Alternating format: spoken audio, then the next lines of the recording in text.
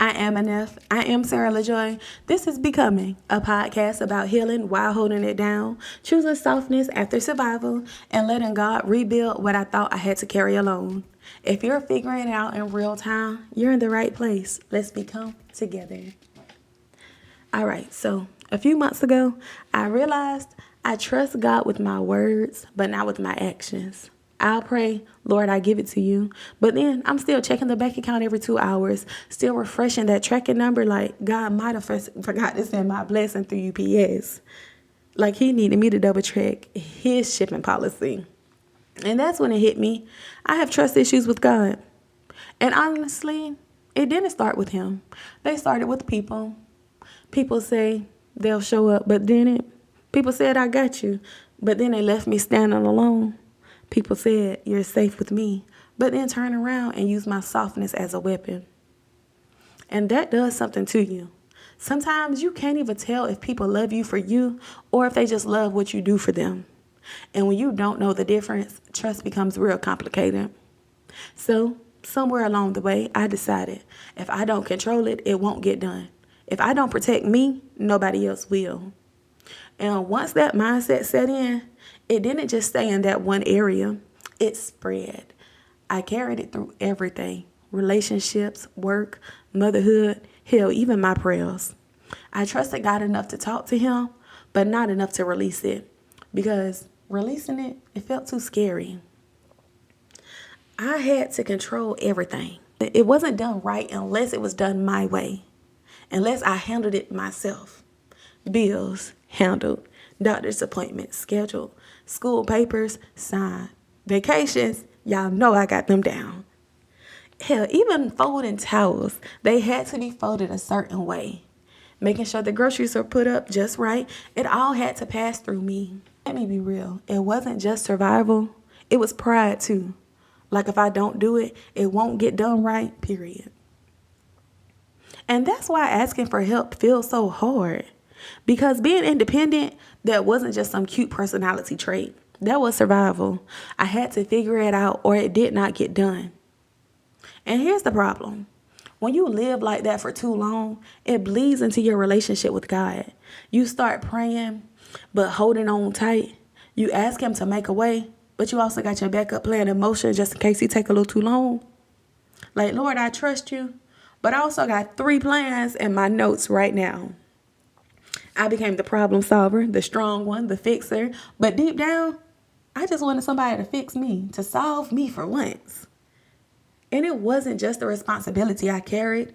It was the quiet resentment too.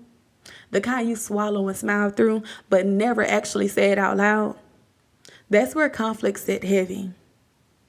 I was surviving, but I wasn't surrendering. I was exhausted, but I didn't know how to stop because stopping felt like failure. And a lot of that comes from being the oldest child, oldest kids, y'all get it, oldest daughters. We didn't just get to be kids. We were the built-in babysitters, the sous chef, the helper, the ones that making sure everything was straight even when it wasn't our responsibility. We grew up thinking, if I don't do it, who will? Oldest child syndrome is real. We were running households at 10 years old.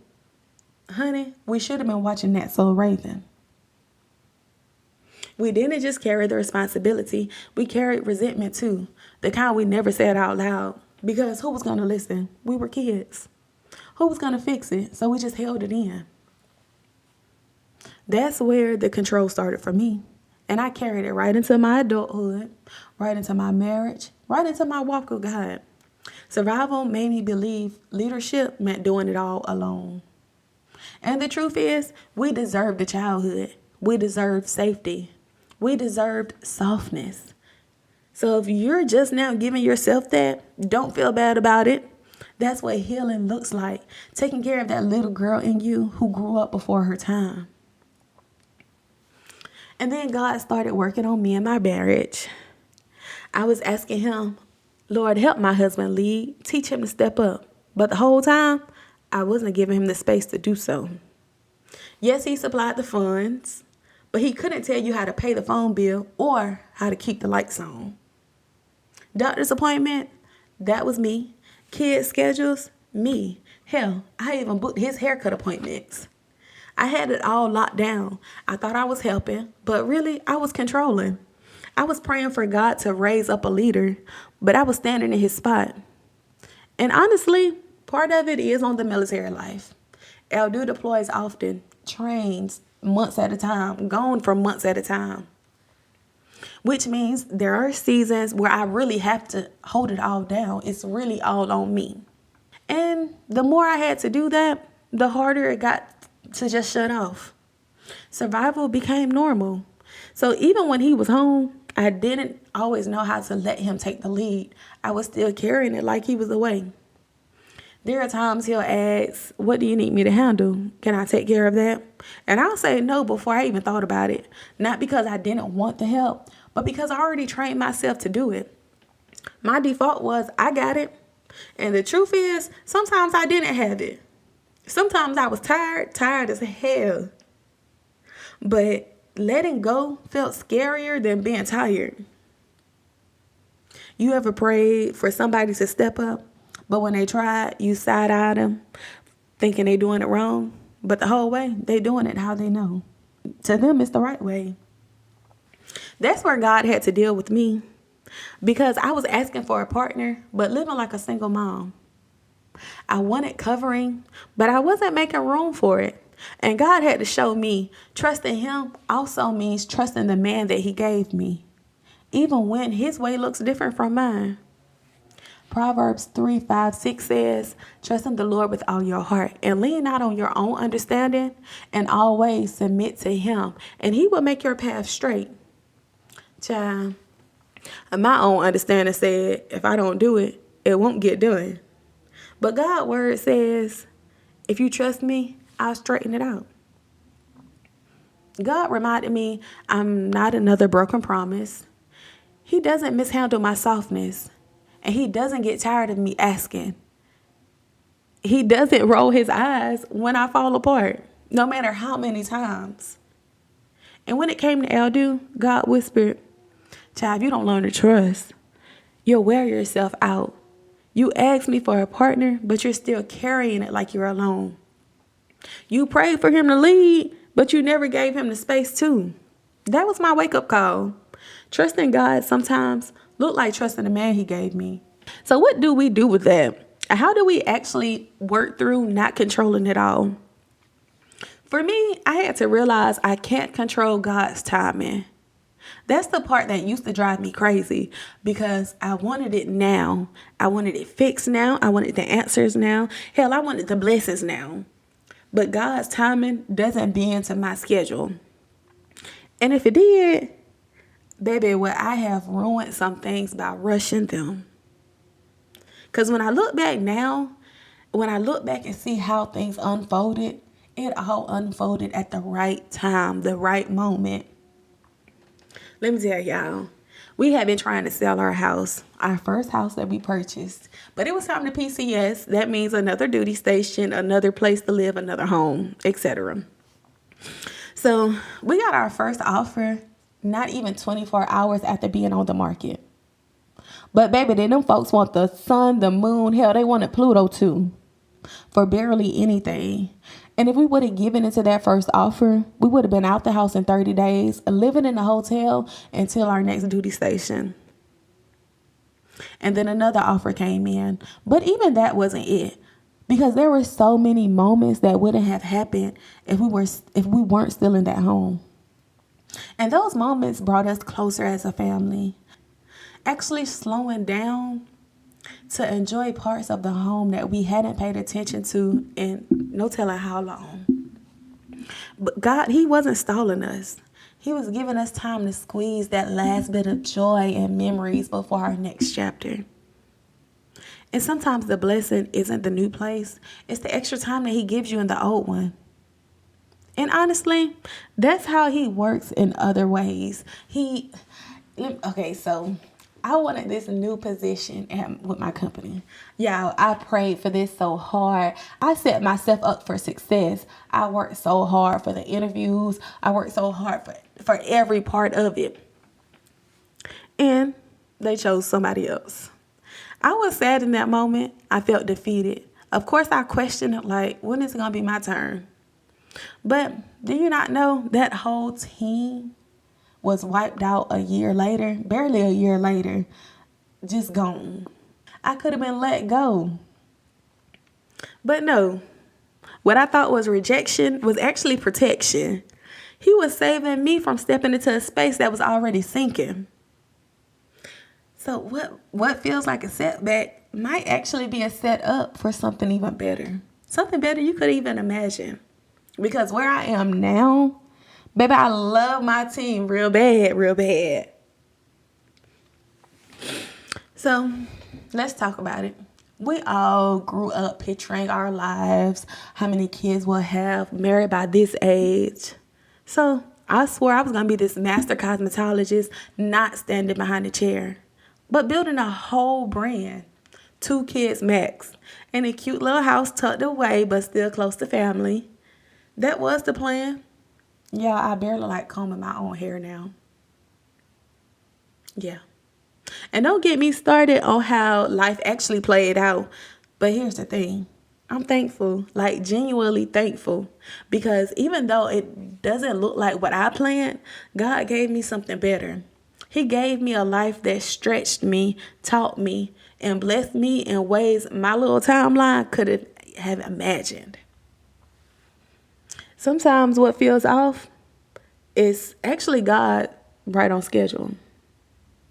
Sometimes what feels off schedule is actually right on God's schedule. Because sometimes it's really just a patience test. The waiting season isn't wasted, it's preparation. And even when nothing looks different yet, that quiet nudge in your spirit that says, keep going.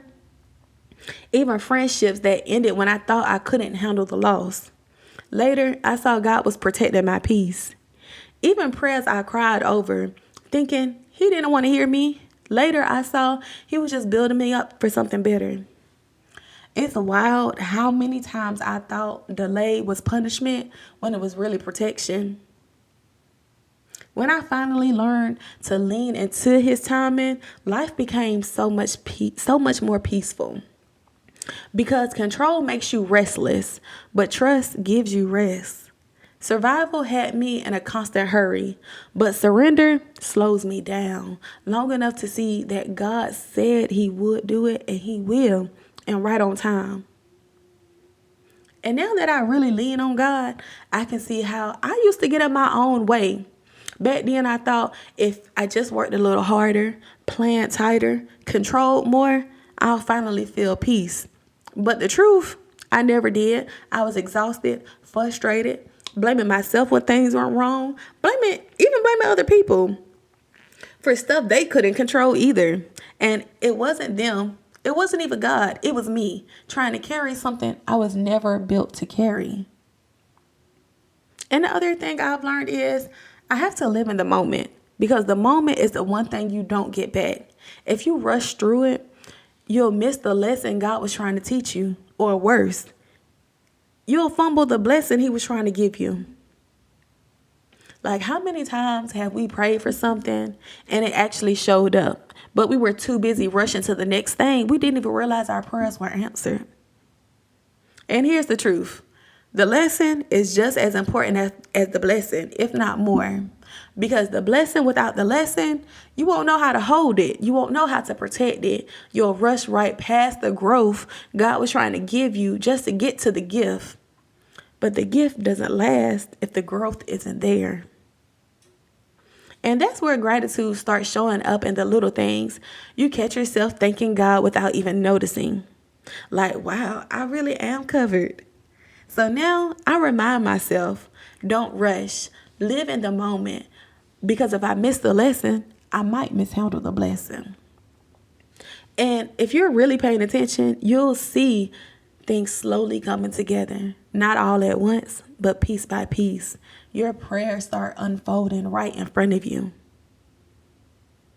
You know where it hits me the most? Trusting God with my kids, with my health, my mama health, even waiting on the right people to show up. And then when I went through that season trying to figure out my purpose, like, what am I even here for? What did God really put me on this earth to do? That's where the trust got shaky too. Like, Lord, am I late? Did I miss it? Do you even hear me? That quiet fear that maybe everybody else is moving forward and I'm stuck. Like, Lord, I know you're working, but that deadline is approaching. Take a breath and let yourself answer that. Answer it honestly, because naming it is the first step to surrendering. Say this with me. I'm not late. I'm not forgotten. I trust God's timing for my life, my purpose, and my becoming. One more time in case you missed it. I'm not late. I'm not forgotten. I trust God's timing for my life, for my purpose, and my becoming. So if you've been carrying everything because you thought you had no other choice, I get it. I've been there. I know what it feels like to be strong because you had to be, not because you wanted to be. I know what it feels like to pray for help while still holding everything in your own two hands. But hear me when I say this. God doesn't ask you to hand him over your life so he can break it. He asks because he's the only one who knows how to hold it. He's not punishing you with the weight. He's protecting you. Honey, you don't have to carry all of it anymore. You don't have to keep running on empty just to prove you're strong. You're allowed to be soft. You're allowed to rest. You're allowed to trust a God who has never dropped you, even when life tried to. So this week, I want you to remember, release the pressure to figure it all out. Take the next small step. Breathe. Trust that God's got you, your family, your future, your heart, all of it. And remember, every voice I share, every story I tell, it's so she walks away with something. And I pray today you walk away a little lighter, a little softer, and a little more willing to trust God. You are enough. And I love y'all real bad, real bad.